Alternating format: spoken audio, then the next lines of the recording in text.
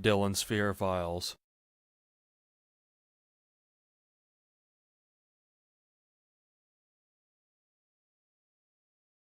Heavy snows in eastern Kansas are few and far between.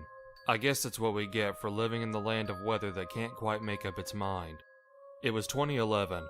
My brother, boyfriend, and a couple of family friends, Jamie and Frank, were going to take advantage of the largest snowstorm to hit our little town since 1981. Most of our roads were plowed pretty well, and we were able to drive to the nearby Walmart in order to buy some sleds. Where we live is pretty flat, all save for a hilly part of the area in which what is widely considered the boonies of our little town. My little 1997 Dodge Caravan was the only one of our vehicles with front-wheel drive, and company with all the weight we could put in its rear only made it better as our mode of transport. So we each piled into the beat-up old wagon and began our journey out into the snowy hill countryside.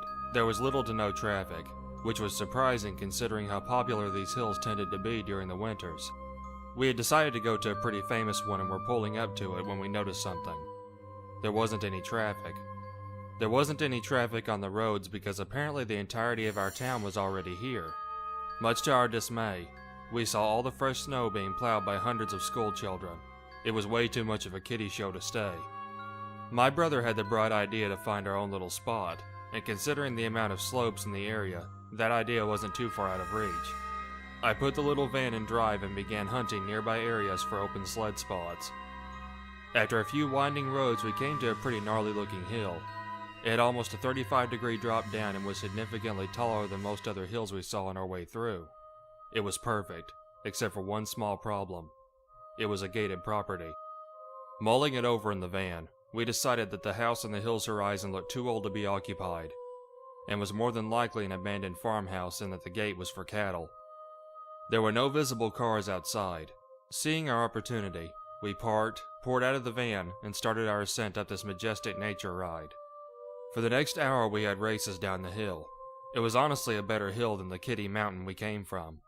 We deemed it our own and vowed to come back every year. We started to tire out toward the end of our first hour.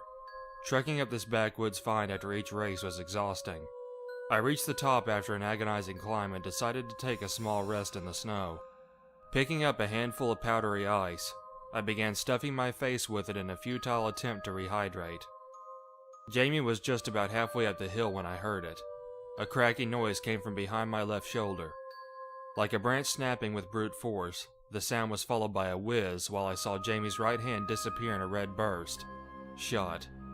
She stood there for a moment in shock, not realizing that her right hand had just been shot off. I swiveled in the snow and looked for the assailant. Standing at the top of the farmhouse door was a morbidly obese man. He wore rubber boots, a coat, and appeared to wear nothing underneath it, save for a pair of red long johns. A gangly older woman stepped out of the door and stood to his side. She began to whoop and holler at us while our attacker looked down his sight. He was re-aiming. I quickly jumped to my feet and jolted toward my boyfriend, yelling at him to run. He began to stumble down the hill towards the vehicle. My sister was attempting to help Jamie. She just stared at her destroyed hand, mouth agape and eyes wide. Our other friend Frank was already down at the car. I heard a second shot. I quickly jumped to my feet and jolted toward my boyfriend, yelling at him to run. He began to stumble down the hill towards the vehicle. My sister was attempting to help Jamie. She just kept staring at her destroyed hand, mouth agape and eyes wide. Our other friend Frank was already down at the car. I heard a second shot. The whizzing noise was farther down this time. He had missed. Grabbing one of the sleds off of the ground, I hopped onto it and began gliding down the hill. Another shot. I heard no whizzing noise, but felt a red-hot pain begin to build up in my lower back, like someone was stabbing me with a branding iron. I shrieked and fell off the sled at the base of the hill. By this time everyone had reached the van, but I had locked it and only had a pair of keys. I reached into my bib pocket to get them, but they weren't there. I searched the snow around me but didn't see them. I felt a rush of hot blood come into my underwear and down my legs. Turning around, I saw a black shape in the snow.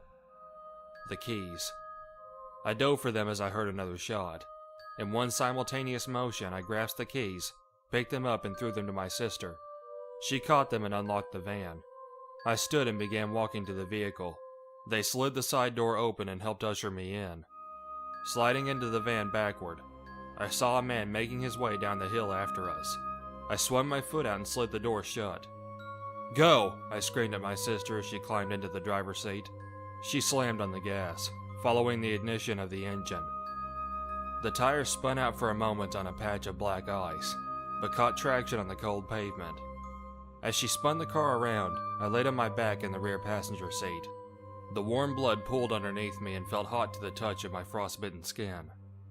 When we got to the hospital, they wheeled me in while my sister spouted the entire story to anyone who would listen. The final thing I can remember was a nurse turning me onto my side. The police ended up finding the house, but it was empty. Living in reported filth, the shooter and his apparent wife had disappeared into the wintry afternoon, probably fearing the consequences of shooting a couple of kids in their property. They would have gotten away with it though. We were technically trespassing, which makes me feel all the more responsible for Jamie losing her hand. My back has a massive scar on it now, accompanied with one of the worst days of my life. I much prefer the summer.